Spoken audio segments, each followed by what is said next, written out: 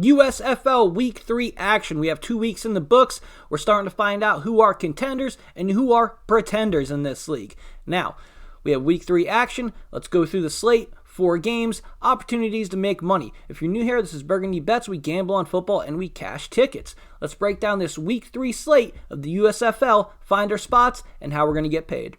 Now, the first game we're going to break down here is the best game of the week, in my opinion. Saturday at 8 o'clock, we have the Birmingham Stallions taking on the New Orleans Breakers. Both these teams are 2-0. They are the last 2 undefeated teams in the league, and someone's O has got to go. Now, a couple interesting things here. New Orleans opened up as 3-point favorites. They're now up to 4-point favorites. The quicker these weeks go on, the more data we have, the sooner these sportsbooks will give lines out to us. These lines dropped yesterday, and it was the soonest we've had for the season. Over under a 44.5 points. The Birmingham Stallions are the only team in the USFL to go over the total in their first 2 games. Now, Birmingham looks good. New Orleans looks great. Alex Mago should not play in this game. He was out last week, and Jamar Chase played well. And overall, he just looks like the better quarterback here. A couple interesting things here. Kicking has been a huge problem in the USFL. However, Birmingham has the only kicker who has not missed a field goal or an extra point. That's something to look at here, especially in this game where New Orleans kicker has struggled in both areas, field goals and extra points. The Birmingham Stallions running game looked good. Their defense looked great. New Orleans defense also very good. But the thing with this game is just the New Orleans offense is so explosive with Kyle Sloter at the helm at quarterback. We were high on Kyle Sloter coming out this year. If you watch the Week 1 videos, that was the guy we wanted to target. And after somewhat of a shaky start against Philadelphia, he really put it on last week. And his receivers, Tywan Taylor coming back, he had an immediate impact in the game. Their first-round pick, Sean Pondexter, went up, made a contested catch in the end zone. Really showed why they took him in the first. And then Jonathan Adams, 5 balls, 92 yards, very efficient. TJ Logan out of the backfield. And this New Orleans Breakers defense, New Orleans only given up 20 points in the first 2 games combined. Birmingham's given up 50 points. I like Birmingham. I think they're a good team with Jamar Smith at quarterback. But for me here, the play is the New Orleans Breakers. I'm going to be on this team until I see otherwise. Now, it could be a letdown spot. Possibly, they're 2-0. They're running through the league. They just beat up a Jordan Te'amu Tampa Bay Bandits team that everyone's very high on. They were at the top of the list for odds-on favorites to win the thing, and they just went in there and beat the brakes off them. They have also beaten a very good, as we are now seeing, Philadelphia Stars team. I think New Orleans has had the toughest strength of schedule so far this year, and they've come out on top of both meetings. The play here will be New Orleans.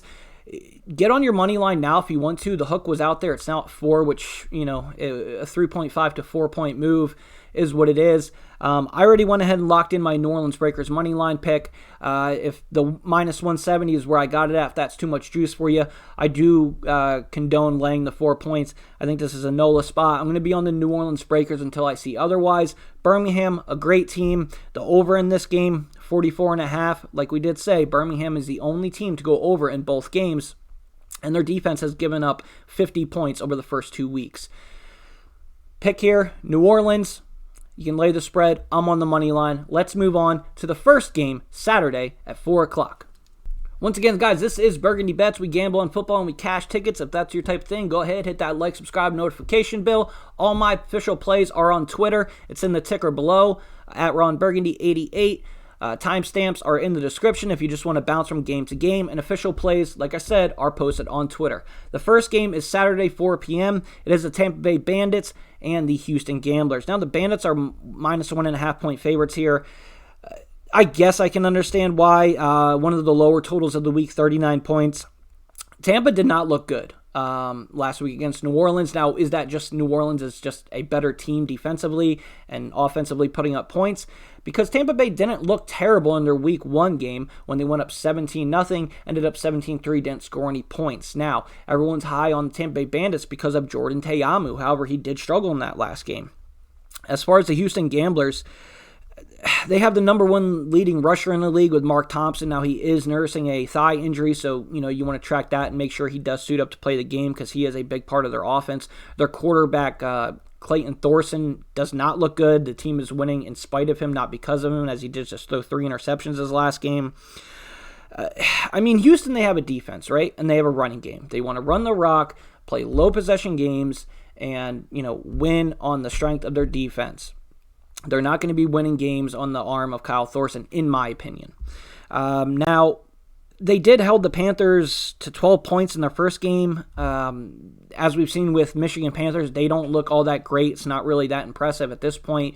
Another team we're going to get to later on that really started out as the front runners and now have gone to the back of the pack. This is the toughest game to cap, in my opinion, between the Bandits and the Gamblers. I'm going to go back to the head coach. I'm going to go back to Todd Haley with Tampa Bay. You got to figure he can right the ship here. And, this guy coached in the NFL for 15 years. He was a head coach for 5 years for Kansas City. I'm going to believe Todd Haley can get these boys ready to go. Jordan Ta'amu is a talent. There is a reason why it was who he was in college and did have a stint in the NFL. I'm going to take the Bandits. Lay the 1.5. Am I confident about it? Absolutely not. It's my least confident pick here of the week. But this is a week-by-week league, just like the NFL. It's any given Sunday. I believe Todd Haley will have the boys ready to go. The pick is Tampa Bay Bandits. Let's move on to something a little more interesting. The first game to kick off Sunday will be at 2:30, as it is Pittsburgh taking on Michigan. Michigan is a 2.5-point favorite. Somehow, I don't understand that, with an over-under of 39 points. Michigan has looked so bad in week 1 and week 2. They do not deserve to be a favorite over any team in the league, even over someone like Pittsburgh. If anything, this should be a pick 'em, and you're getting Pittsburgh at plus 2.5 points. Now, Pittsburgh, after a terrible week 1, Josh Love really starting to come on here. Kyle Lauletta seems to be reserved to the bench, and he will not be the starter. It should just be Josh Love moving forward with less time and less split reps. Bailey Gaither, the league's leading wide receiver, went off for Pittsburgh last week, over 100 yards, 7 balls, a touchdown. He looked great. Josh Love threw the ball 39 times last week against Philadelphia, and he almost made the comeback win. But Byron Scott of Philadelphia's quarterback, the 2-time Spring League MVP, did what he did, and he just marched his team down the field for the go-ahead touchdown, and the defense held things off. Pittsburgh didn't look great in week 1, but after only scoring 3 points in week 1, they did put up 23 against Philadelphia last week, as we mentioned. As far as Michigan, I can't get behind this team. The pick, it's Pittsburgh. I'm getting points. You're getting 2.5 points with a Pittsburgh team that has shown an ability on offense to make plays if they, well, I shouldn't say if they need to, because week 1 was dreadful. However, you're going to see this with a lot more teams. Unders went 3-1 in the first week. Unders only went 2-2 last week. The more time, we talked about it, more time what these teams have with their offenses, the quarterbacks, the coordinators, skill players getting on the same time, the same continuity together, timing routes, stuff like that, you're going to see the offenses improve. I think we might be seeing a step forward with that with this Pittsburgh team and Joshua Love under center. Michigan, their tight end, Joey Magnifico, got carted off. It looks like he's out for the year. They don't really have any weapons on this team whatsoever besides, Lance Lenore Jr., the wide receiver. He seems to be the only playmaker on this Michigan team, and that is worrisome. Cam Scarlett, their running back, who's more like a fullback, started catching some balls out of the backfield, but that's really nothing to hang your hat on here. This team has one offensive playmaker, in my opinion, and Shea Patterson just does not look good. The Paxton Lynch packages look awful as well. If there is anything you can hang your hat on with Michigan, it is their defense. Their defense comes to play, and they are strong. It's a Jeff Fisher head coach team. You would expect the defense to play well. Michigan has only given up 17 and 10 points in the first 2 weeks. 2 of the lower totals given up by defensive teams, so that's something there. The under, I think, 39 hits in this game. I think this is one of the unders of the week that will come through, just because I'm not sure Pittsburgh can duplicate the big plays they had against Philadelphia, and I'm not sure Michigan gets anything going on. The pick here is Pittsburgh plus the 2.5. Not a great game here. I don't expect a lot of fireworks here. Nothing like the New Orleans game or the New Jersey-Philadelphia game we'll get to next. But the pick here is Pittsburgh with the 2.5. Let's move on to the nightcap of Sunday. And your nightcap Sunday, 8 o'clock, will be the New Jersey Generals taking on the Philadelphia Stars. Philadelphia is a 1-point favorite in this game with an over-under of 40.5 points. Both these teams are 1-1. New Jersey is still running this dual quarterback option with Louis Perez and DeAndre Johnson. Now, we saw in week 1 it worked very well. DeAndre Johnson had 12 carries, 98 yards on the ground from the quarterback position, and Louis Perez just played the ball through the air. Over 200 yards, 2 TDs, great performance. Not so much last week. Last week now, defenses kind of know what's happening. When Louis Perez is in the game, they're playing pass. When DeAndre Johnson comes in the game, they know it's a run. They're playing, RPO options with the quarterback either handing off the ball or taking it himself and running it. DeAndre only had less than 30 yards after putting up those 98 yards on the same amount of carries nearly. He had 10 carries last week. Defenses kind of know what's going to happen when he comes in the game now. That's something moving forward. Obviously, Philadelphia is going to know this week when DeAndre Johnson comes in the game at quarterback, it's probably a running play, and they can adjust their defense accordingly to that. And it only took 1 week for the league to catch up to that. Very interesting. Offensively, Randy Scatterfield, after that huge week 1 performance, it was kind of MIA. He had 1 catch, I believe, for 3 yards. Not the best look. Philadelphia, on the other hand, they look good. Defense is giving up points, but Byron Scott, like we talked about, the same head coach, same quarterback, 9 skilled position players, all coming back from the same team from the previous spring leagues. He was a MVP of spring league quarterback play before, and they're doing the damn thing out there. He leads the league in passing yards. He leads the league in touchdowns right now. He's averaging 36 attempts a game. Maurice Alexander went off last game with 8 balls, 98 yards, and 2 touchdowns. Philadelphia is really putting it together. The rushing game does struggle, but they're not winning games on their rushing game or on their defense. They're winning games on the arm of Byron Scott. The pick in this game is Philadelphia. Lay the 1. It's basically the same thing as a pick 'em. I already put my play on that. FanDuel has the Stars money line minus 110. I picked that up.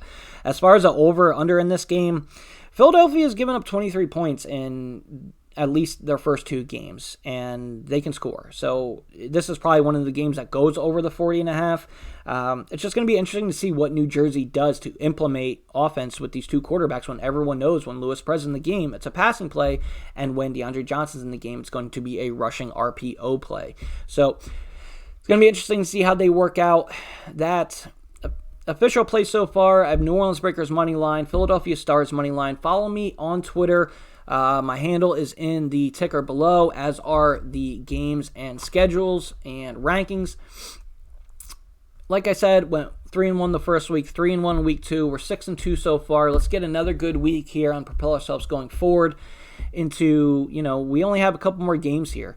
This is week 3. There's 4 more games after that. Our championship. We have the NFL draft on Thursday. And then, thank God we got the NFL coming back and a little more, opportunities here for us to cash tickets. Once again, I'm Burgundy Bets. We gamble on football. We cash tickets. Thank you so much for watching. Let's have another great week, everybody. Go ahead, drop a like on the video. Subscribe to the channel. Let me know to keep doing this. I love y'all. Let's get paid, huh?